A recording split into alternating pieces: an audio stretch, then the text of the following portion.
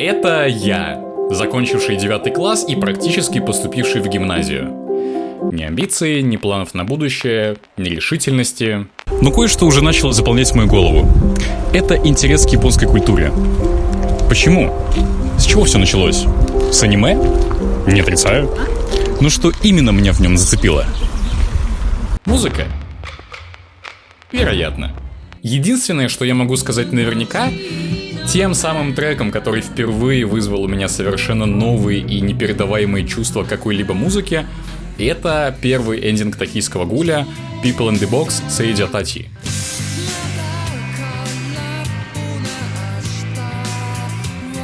А за ним четвертый опенинг Атаки Титанов Blink Horizon Akatsuki no Chinkonka.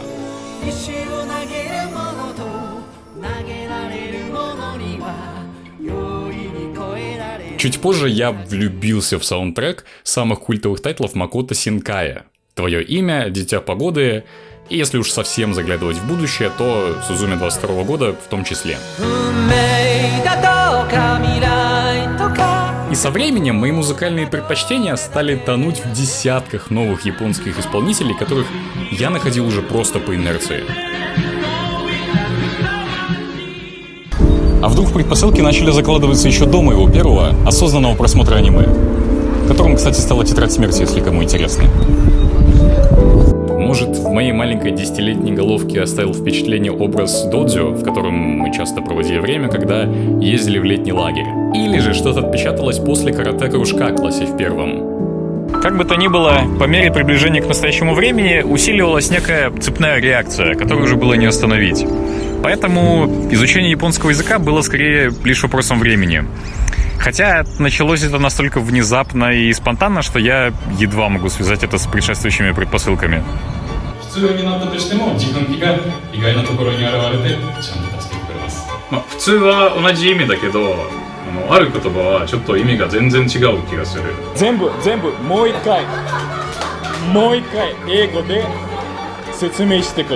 Что учить? Как заставить себя заниматься каждый день? И как выработать какую-то постоянность? 実はしばらく日本語でビデオを作りたいという考えてここに入って急になんかそんな大きなビルディング Уровень владения языком на JLPT N5. どのくらい日本語勉強してますか？ I don't understand, so I promise I will learn Japanese.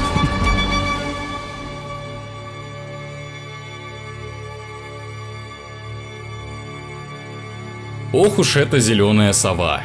Про нее можно много что говорить, как хорошего, так и плохого. И несмотря на то, что в этом мнении нет ничего нового, вы не научитесь владеть языком при помощи Duolingo. Ведь Duolingo — это в первую очередь игра, а уже во вторую, пятую, десятую инструмент для обучения.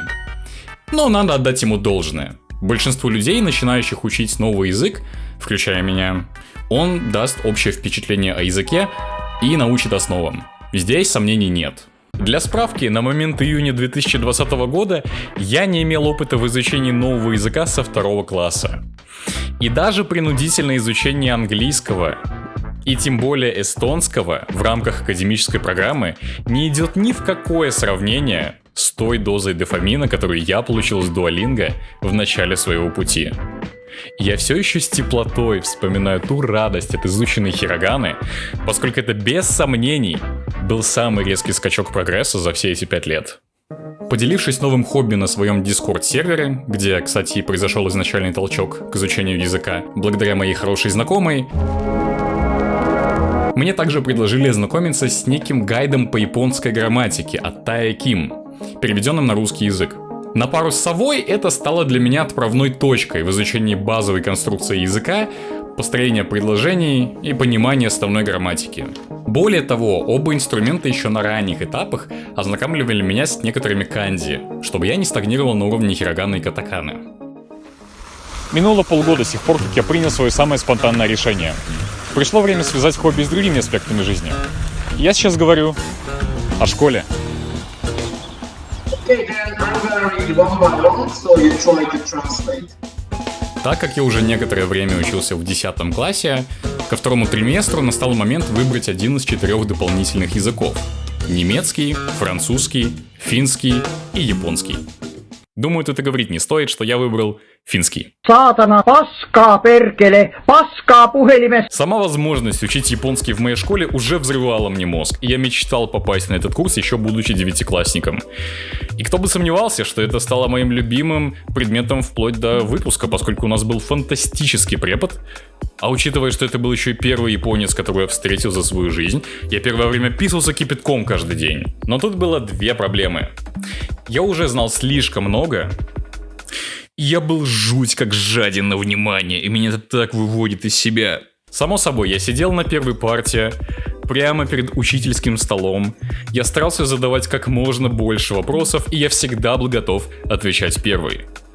И меня по сей день не покидает двоякое ощущение того, что с одной стороны, я делал это исключительно ради закрепления полученного материала и освоения нового. Ведь кем мне точно не хотелось быть, так это пассивным слушателем.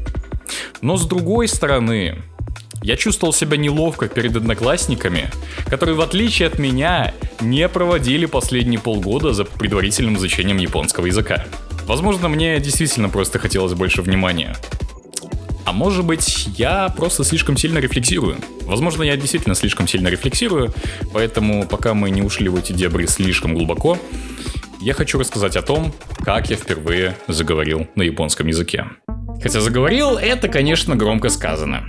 Насколько я себя помню, первые месяцев 9 я едва произносил вслух отдельные слова, не имея при этом в кругу общения никого, с кем можно было бы реально попрактиковать язык.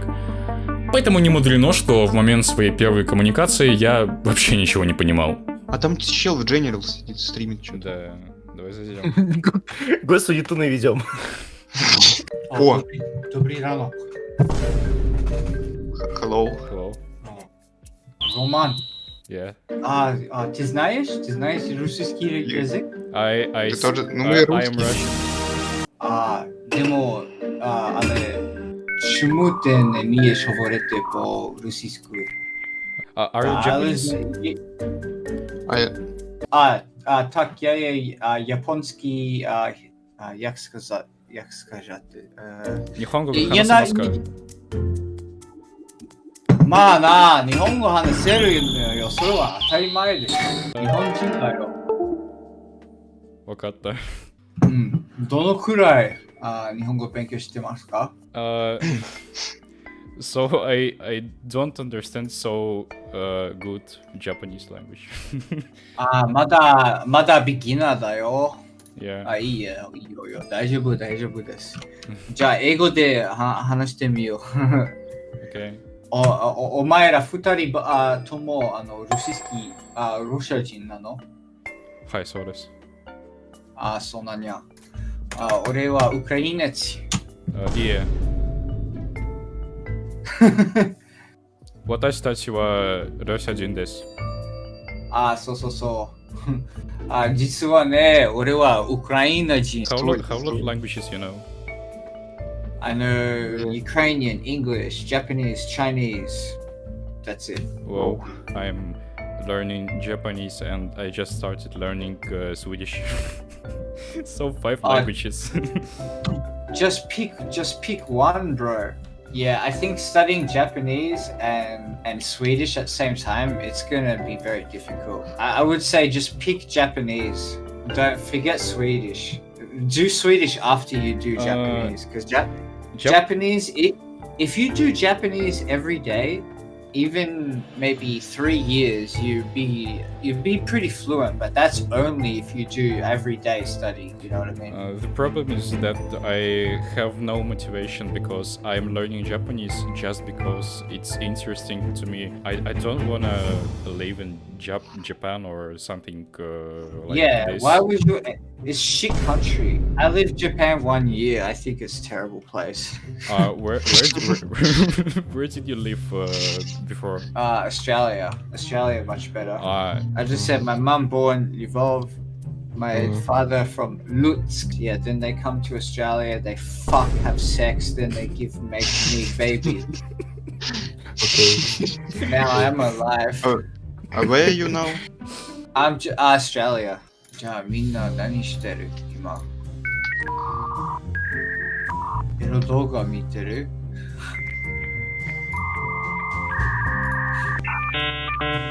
No one understands. Oh, Yeah. Sorry. so sad. I promise I will learn Japanese. Okay, I'm a test you next time I speak to you. Okay. No pressure. You just gave me a motivation. Oh yeah. You better practice or I'm gonna be very mad.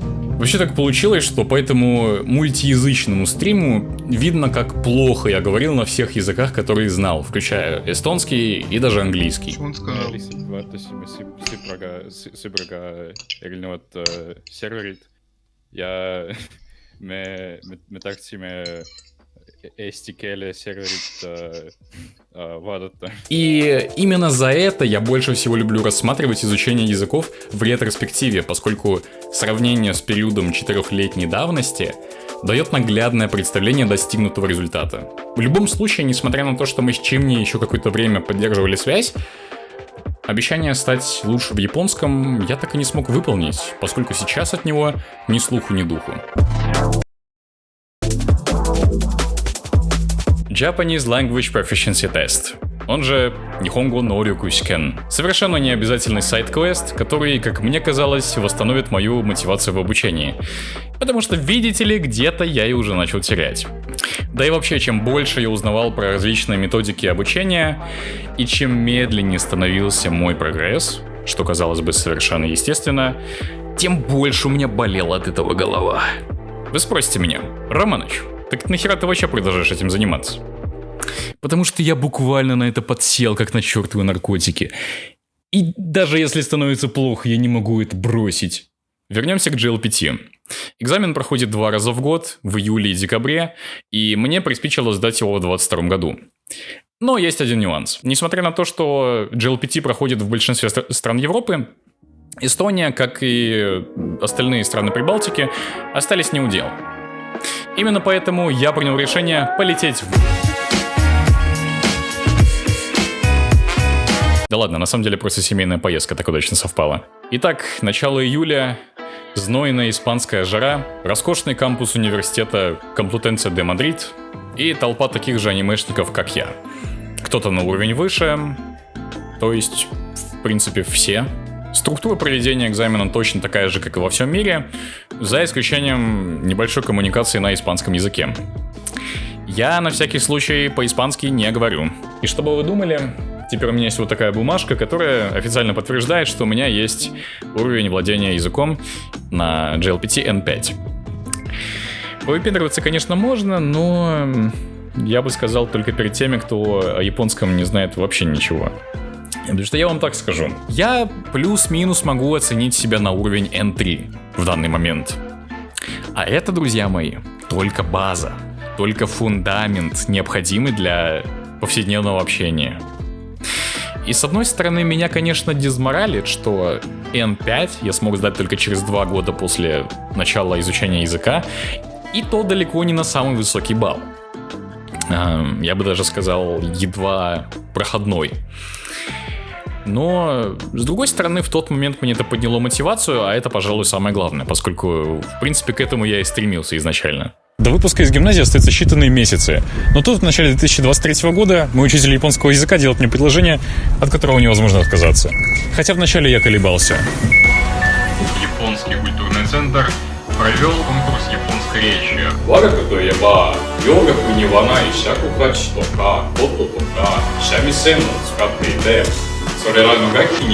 До этого момента я не был знаком ни с одной организацией, ни с группой людей, ни хотя бы одним человеком, как-либо связанными с японской культурой в Эстонии.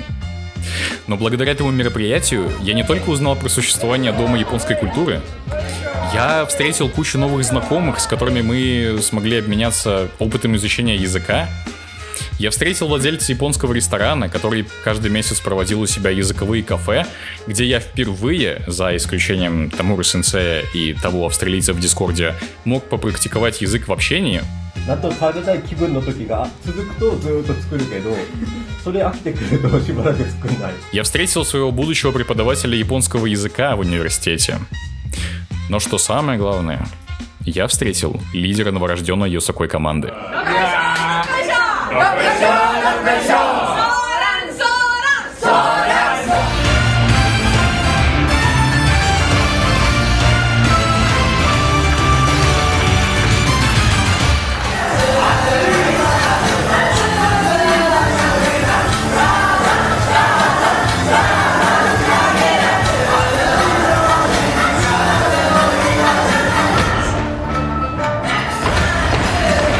Стоит отметить, что к тому моменту мое изучение японского языка уже полностью превратилось в какую-то кашу. Потому что я не понимал, что учить, как заставить себя заниматься каждый день и как выработать какую-то постоянность. Но кое-что изменилось. Я стал частью комьюнити, которая настолько тесно была связана с японским языком и культурой, что японцы буквально сами стали тянуться к нашей команде. И очевидно, что это дало мне отличную возможность новой разговорной практики. Врать не буду, первые мои интеракции были не лучше, чем 2 года назад. Но в совокупности с языковыми кафе и все более глубоким погружением в японоязычную среду, я со временем стал все чаще ловить себя на относительно успешных коммуникациях. В октябре 23 года я встретил Дэвида, которого в тот день я принял за довольно-таки загорелого японца, который на самом деле оказался филиппинцем. И мы так хорошо поладили, что с его уровнем японского он стал отличной поддержкой для меня.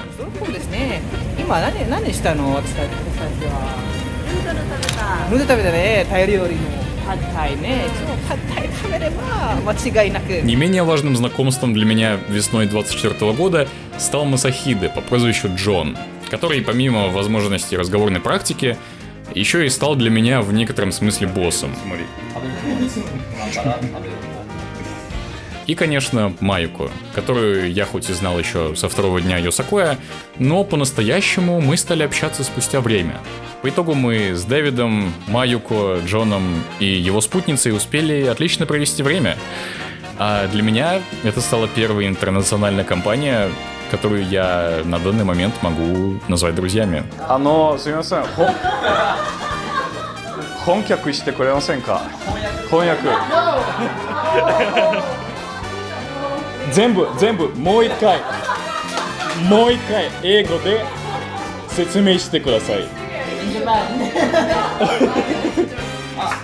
マジ？料理紹介して。これはね、フィリピン人の晩ご飯ですね。これはアドボという料理で、これはチキンとアドボ。まあスペインからのアドボが違って、これが自分の味についてちょっと。アドボというのはスペインの料理もあるけど。誠にスペインのアドボが全く違う。でもフィリピンのやつが全然違う。全然違う。ただ名前だけ。まあそう考えられれば幸いでございますが、食べましょう。ありがとうございました。Я тебя, с днем рождения тебя, с днем рождения, с днем рождения тебя.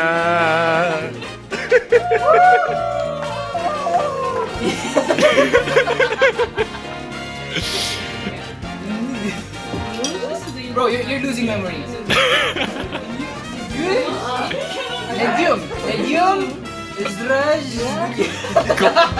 It's getting closer actually. Maybe you don't need my help. С днем. С днем.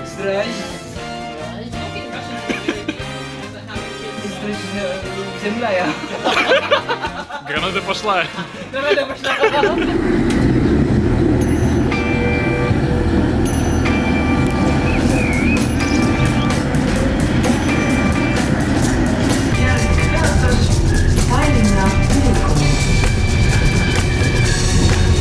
Мы все ближе подходим к настоящему моменту.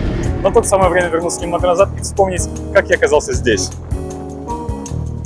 Еще в 11 классе я узнал, что у нас в Таллине, оказывается, можно выучиться на япониста. Это было одно из многочисленных нерациональных решений в моей жизни, которое, как я был уверен, точно меня куда-то приведет. И знаете, у тех, кто хоть немного знаком с лором Японии, наверняка сейчас крутится в голове фраза «У самурая нет цели, только путь». И я, конечно, не самурай, но, признаюсь, мне нравится тот путь, по которому я сейчас иду. Несмотря на то, что я всегда скептически относился к изучению языка в академическом формате, оказалось, что я недооценивал курсы японского в университете. Да, мы учимся по учебникам, и первый год это был пресловутый Генки, который уже, наверное, все успели раскритиковать. Но, пожалуй, самое главное то, что наши учителя знали правильный подход. Они не просто вели нас по учебнику, они учили нас правильной, натуральной речи. А когда на втором курсе мы стали все глубже погружаться как в грамматику, так и в чтение и перевод текстов, я понял, что это именно те аспекты, которые у меня в последнее время хромают. А университет их грамотно дополняет.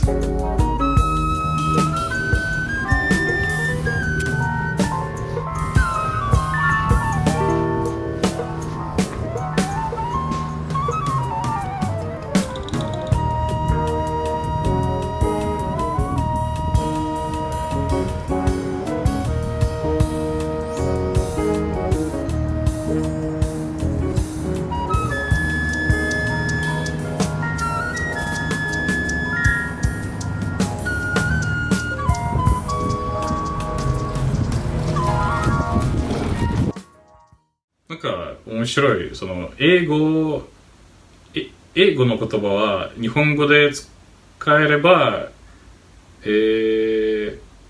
まあ普通は同じ意味だけど、ある言葉はちょっと意味が全然違う気がする。なんか絶対誤解しちゃった。